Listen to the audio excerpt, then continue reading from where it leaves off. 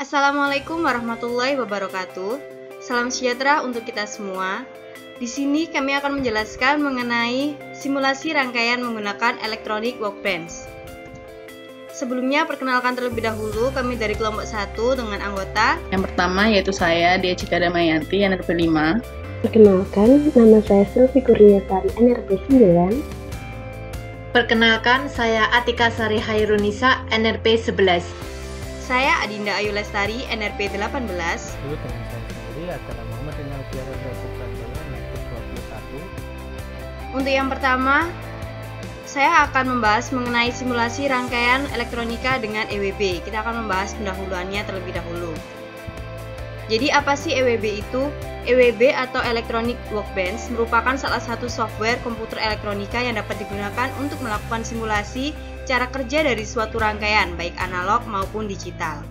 Software ini sangat berguna bagi siapa saja yang ingin memperdalam materi elektronika, baik analog maupun digital, di mana kita dapat membuat simulasi rangkaian elektronika di depan komputer tanpa takut terjadi salah sambung atau kerusakan alat. Simulasi rangkaian elektronika diperlukan untuk menguji apakah rangkaian itu dapat berjalan dengan baik dan sesuai dengan pendekatan teori yang digunakan pada buku-buku elektronika tanpa harus membuat rangkaian secara nyata. Hasil dari simulasi ini bersifat ideal, yang berarti keluaran atau output dari rangkaian tidak terpengaruh oleh faktor ketidakidealan seperti gangguan. Dalam elektronika dikenal dengan noise. Software EWB ini menggunakan tampilan sistem GUI atau Graphic User Interface seperti halnya Windows. Jadi bagi pengguna yang memahami mengenai pengetahuan dasar elektronika pasti akan mudah dalam menggunakan software ini. Program EWB pertama kali dibuat pada tahun 1989 oleh perusahaan bernama Electronic Workbench. Untuk dapat menjalankan program Electronic Workbench 5.12 pada komputer dibutuhkan spesifikasi hardware sebagai berikut. Yang pertama, kapasitas hard disk yang dibutuhkan sebesar 50 MB. Adanya sistem operasi berbasis Windows. Prosesor minimal setara dengan Intel Pentium 3. Memori minimal 64 MB dan resolusi layar 800x600. Berikut merupakan tampilan dari program Electronic Workbench. Selanjutnya kita akan membahas mengenai keuntungan menggunakan simulasi rangkaian elektronika dengan software EWB. Yang pertama, di sini kita dapat menghemat waktu dan biaya untuk membeli komponen-komponen elektronika yang diperlukan. Yang kedua, tidak diperlukan kemampuan dan keterampilan seperti menyolder, menyambung, memasang secara mekanis sehingga dapat menghemat waktu sebelum membuat rangkaian. Yang ketiga, jika ingin melakukan pengukuran, instrumen pengukuran yang tersedia pada software Electronic Workbench ini sudah sangat mencukupi. Yang keempat, tidak perlu lagi mengeluarkan dana untuk membeli instrumen pengukuran seperti multimeter, voltmeter, ampermeter, dan osiloskop yang harganya terbilang cukup mahal. Jadi seperti itu pendahuluan secara umum mengenai Electronic Workbench itu apa dan bagaimana keuntungannya. Selanjutnya kita akan membahas mengenai instalasi softwarenya dan juga penggunaannya. Selanjutnya kita akan membahas bagaimanakah cara instalasi dari software Electronic Workbench 5.12 ini. Cara untuk instalasi dari software ini sangat mudah sekali. Kita hanya perlu menuju salah satu sumber pencarian atau web, bisa dari Google, kemudian kita tinggal tulis Electronic Workbench 5.12 seperti ini. Nah, nanti akan muncul beberapa sumber yang menyediakan aplikasi ini untuk di-download secara free. Nah, salah satunya yang bisa pilih dari archive.org ini. Nah, dari sini nanti akan muncul tampilan seperti ini. Nah, di sini kita nanti bisa pilih dari download option, bisa untuk torrent atau Windows Executable. Kita bisa pilih dari Windows Executable dan file yang kita download akan muncul di bawah sini. Nah, selanjutnya kita buka file tersebut. Nah, ini kita tinggal klik yes. Nah, maka ini dari aplikasi ini akan terinstall. Nah, ini kita pilih di manakah software ini akan disimpan di laptop atau disk kita. Kita pilih misal ada di flash C. Nah, kita tinggal next, dan finish. Nah, sambil menunggu proses instalasi ini sangat cepat sekali dan sangat mudah. Kemudian yang terakhir kita tinggal finish. Nah, selanjutnya kita bisa membuka aplikasi tersebut. Nah, kita tinggal cari hasil download tadi. Nah, ada muncul. Dan kita tinggal buka aplikasinya.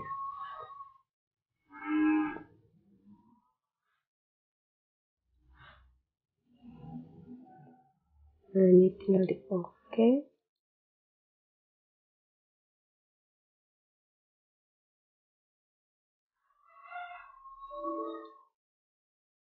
Nah, kita tunggu untuk beberapa saat.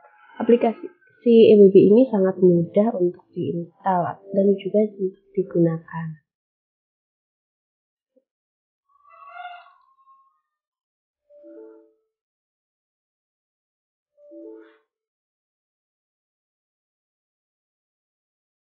Nah, akan muncul tampilan seperti ini. Nah, bisa dilihat ini adalah aplikasi dari EWB 5C12 ini dengan berbagai menu tools yang ada di atas ini. Selanjutnya kita akan membahas tentang penggunaan dari EWB ini. Nah, penggunaan yang pertama yaitu tentang pemakaian alat ukur. Nah, maka kita harus membuka dari software EWB tadi. Nah, kita buka dulu software EWB yang tadi sudah di-download sebelumnya. Nah, akan muncul tampilan pada layar seperti ini.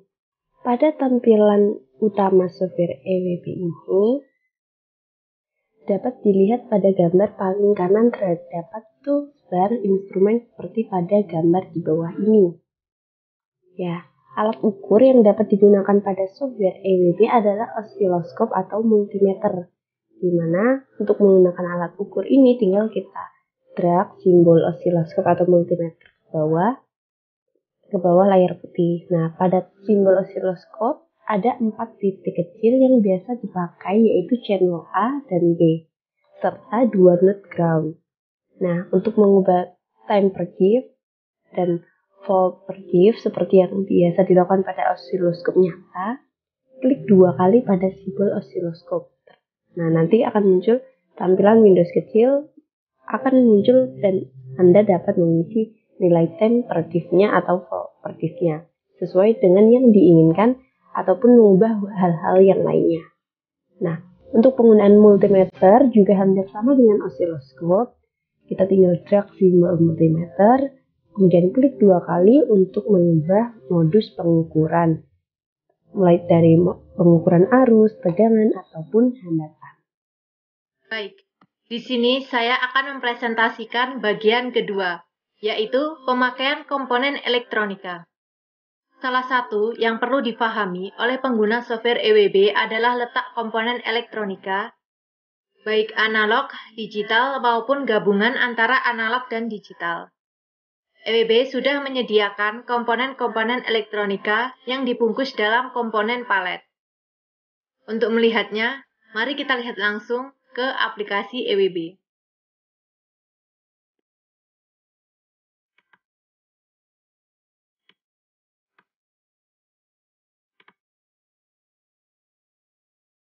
Nah, berikut merupakan tampilan aplikasi EWB. Yang di atas ini merupakan menu serta komponen-komponen yang biasa digunakan pada aplikasi EWB. Di sini terdapat source, basic, dioda, transistor, analog IC, mixed IC, digital IC, lalu ada logic gate, digital, indicators, controls, miscellaneous, dan yang terakhir instrumen. Untuk memindahkan komponen pada lembar kerja, kita cukup menekannya, lalu menahannya, dan memindahkannya atau menggesernya ke lembar kerja. seperti ini. Lalu, untuk menghubungkan kedua komponen ini, kita dapat menghubungkannya dengan menekan titik seperti ini, lalu menahannya dan menariknya ke komponen yang lainnya, sehingga dua komponen ini dapat terhubung seperti ini. Nah, yang selanjutnya atau yang ketiga yaitu simulasi. Setelah menguasai langkah sebelumnya, seperti mengetahui komponen yang ada di EWB serta dapat menghubungkannya, kita dapat membuat rangkaian elektronika. Dan setelah rangkaian elektronika tersebut selesai, kita dapat memulai simulasi dengan menekan tombol saklar yang terletak di pinggir kanan atas, atau klik tanda 1 untuk on simulasi dan klik